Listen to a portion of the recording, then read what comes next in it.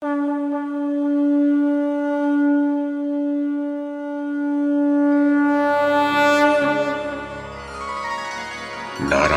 नमस्कृत्य नरं चैव नरोत्तमं देवीं सरस्वतीं व्यासं ततो जयमुदीरयेत्। ओम नमो भगवते वासुदेवाय, ओम नमः पितामहाय, ओम नमः प्रजापतिभ्यः, ओम नमः कृष्णद्वैपायनाय, ओम नमः सर्वविघ्नविनायकेभ्यः। नमस्कार। महाभारत कथा श्रृंखला में आपका स्वागत है। श्रीमद् महर्षि वेद व्यास द्वारा रचित महाकाव्य महाभारत को एक कथा श्रृंखला के रूप में प्रस्तुत करते हुए पिछली कड़ी में मैंने मूल संस्कृत ग्रंथ के प्रथम पर्व, जो आदि पर्व के नाम से प्रसिद्ध है, उसके 7वें उपपर्व अर्थात संभव पर्व में कर्ण के रंग भूमि में प्रवेश की जो कथा है उसे आपको सुनाया था। अब इस कड़ी में इसी संभव पर्व में कर्ण के तिरस्कार और राज्याभिषेक की जो कथा कही गई है उसे मैं कमल किशोर आपको सुनाता हूँ।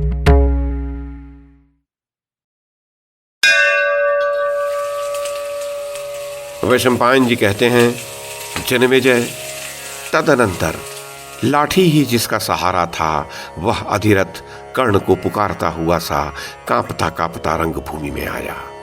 उसकी चादर खिसक कर गिर पड़ी थी और वह स्वेद से लथपथ हो रहा था। पिता के गौरव से बंधा हुआ कर्ण अधिरथ को देखते ही धनुष त्याग कर सिंहासन से नीचे उतर आया। उसका मस्तक अभिषेक के जल से अभी भीगा हुआ ही था। उसी दशा में उसने अधिरथ के चरणों में सिर रखकर प्रणाम किया। अधिरथ ने अपने दोनों पैरों को कपड़े के छोर से छिपा लिया और पुत्र पुत्र कहते हुए अपने को कृतार्थ समझने लगा। उसने स्नेह से विह्वल होकर कर्ण को हृदय से लगा लिया और अंग देश के राज्य पर अभिषेक होने से भीगे हुए उसके मस्तक को आंसुओं से पुनः अभिषिक्त कर दिया। अधिरथ को देखकर पांडु कुमार भीमसेन ये समझ गए कि कर्ण सूत पुत्र है, अतः वे हंसते हुए से बोले, अरे ओ सूत पुत्र, तू तो अर्जुन के हाथ से मृत्यु पाने योग्य भी नहीं है। तुझे तो शीघ्र ही प्रतोद हाथ में लेना चाहिए, क्योंकि यही तेरे कुल के अनुरूप है। नराधम, जैसे यज्ञ में अग्नि के समीप रखे हुए पुरोडाश को कोई श्वान नहीं पा सकता, उसी प्रकार तू भी अंग देश का राज्य भोगने योग्य नहीं है। भीमसेन के यूं कहने पर क्रोध के मारे कर्ण के होंठ कांपने लगे और उसने लंबी सांस लेकर आकाश मंडल में स्थित भगवान सूर्य की ओर देखा। इसी समय महाबली दुर्योधन कुपित हो मदोन्मत्त गजराज की भांति भ्रातृ समूह रूपी कमल वन से उछलकर बाहर निकल आया।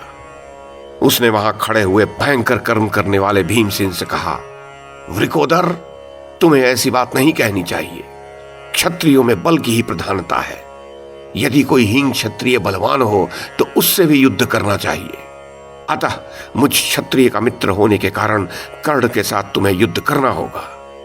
शूरवीरों और नदियों की उत्पत्ति के वास्तविक कारण को जान लेना बहुत कठिन होता है। जिसने संपूर्ण चराचर जगत को व्याप्त कर रखा है वह तेजस्वी अग्नि जल से प्रकट हुआ है। दानवों का संहार करने वाला वज्र महर्षि दधीचि की अस्थियों से निर्मित हुआ है। सर्वगुह्य स्वरूप भगवान स्कंददेव अग्नि, कृतिका, रुद्र तथा गंगा इन सब के पुत्र हैं। कितने ही ब्राह्मण क्षत्रियों से उत्पन्न हुए हैं, उनका नाम तो तुमने भी सुना ही होगा, तथा विश्वामित्र आदि क्षत्रिय भी अक्षय ब्राह्मणत्व को प्राप्त हो चुके हैं। समस्त शस्त्रधारियों में श्रेष्ठ हमारे आचार्य द्रोण का जन्म कलश से हुआ है। महर्षि गौतम के कुल में कृपाचार्य की उत्पत्ति भी सरकंडों के समूह से हुई है। तुम सब भाइयों का जन्म किस प्रकार हुआ है वह भी मुझे भली भांति पता है। समस्त शुभ लक्षणों से सुशोभित तथा कुंडल और कवच के साथ उत्पन्न हुआ सूर्य के समान तेजस्वी कर्ण किसी सूत जाति की स्त्री का पुत्र कैसे हो सकता है? क्या कोई हरणी अपने पेट से व्याघ्र पैदा कर सकती है? इस सूर्य सदृश तेजस्वी वीर को, जो इस प्रकार क्षत्रियोचित गुणों से संपन्न तथा सम्रांगण को सुशोभित करने वाला है, कोई सूत जाति का मनुष्य कैसे उत्पन्न कर सकता है? राजा कर्ण अपने इस बाहुबल से तथा मुझ जैसे आज्ञापालक मित्र की सहायता से अंग देश का ही नहीं, समूची पृथ्वी का राज्य पाने का अधिकारी है। जिस मनुष्य से मेरा यह वचन नहीं सहा जाता, वह रथ पर चढ़कर पैरों से अपने धनुष को नवावे और हमारे साथ युद्ध करने के लिए प्रस्तुत हो जाए। ये सुनकर समूचे रंगमंडप में दुर्योधन को मिलने वाले साधुवाद के साथ ही युद्ध की संभावना से महान हाहाकार मच गया। इतने में ही सूर्यदेव अस्ताचल को चले गए।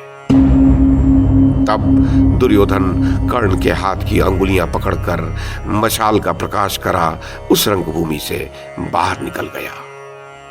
राजन, समस्त पांडव भी द्रोण, कृपाचार्य और भीष्म जी के साथ अपने अपने निवास स्थान को चल दिए।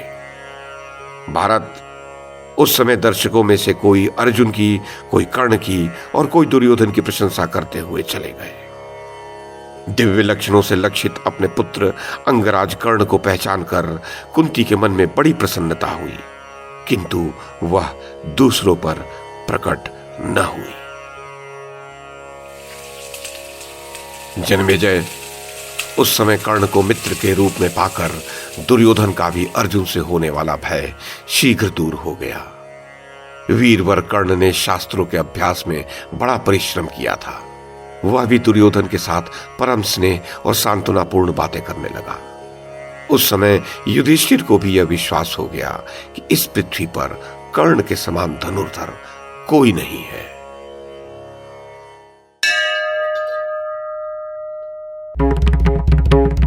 तो ये थी आदि पर्व के 7वें उपपर्व अर्थात संभव पर्व में कर्ण के तिरस्कार और राज्याभिषेक की कथा। इस कड़ी में बस इतना ही। अगली कड़ी में इससे आगे की कथा सुनाऊंगा।